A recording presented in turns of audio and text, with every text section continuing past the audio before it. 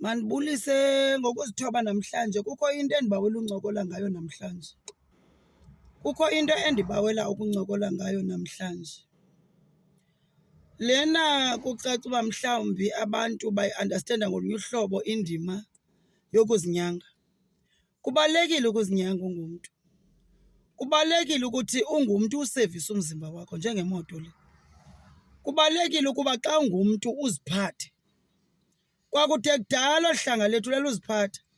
Umzimba wakho waziwa nguwe. Uyawazi umzimba wakho xa udinga uncedo. Uyazibona izinto zakho xa zingahambi ngendlela. Uyazibona izinto zakho xa ziphembuka.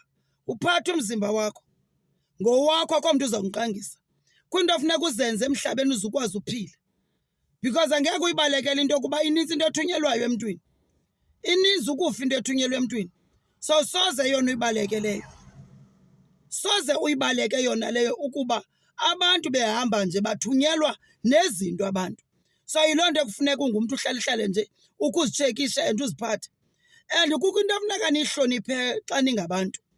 Xa ungumntu uyakwazi ufunda ubona yemani, olu hlobo olwathathwayo ayilulo. Ayilulo ngohlobo loba izinto ngoku zezijika senzeka ngolunye uhlobo. Kuyanda nokufa nogula kuyanda yonke into nemali iphelele ezandleni. Kwenzeka ntoni kanye. Uyifuna ngokwakho loo nto uhlele endlini yakho uvalile. Uthi hayibo mani kwenzeka ntoni kanye ebomini bam. Theni izinto zam njena ziphihlika. Theni izinto zam zingasahambi ngendlela. Bakhona ke abantu abakujongileyo. Bayakubona futhi bakuthe ntsho emehlweni.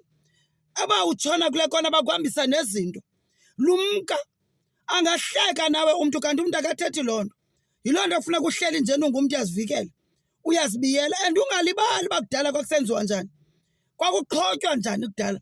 Babeqhoba njani abantu bakudala. Abantu bakudala babeqhoba. Kwakunzima nobafumana imfuyo yabo yayingaphathwa. Nemizi yabo kwangangenwa nje.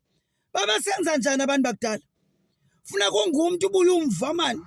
Ungakhumshi kakhulu umthetho lo wakho. Uzazi apho uvela khona. Uyeke ukhumsha noba uthetha kakhulu ucacisa kodwa uyabona uba uyoyela.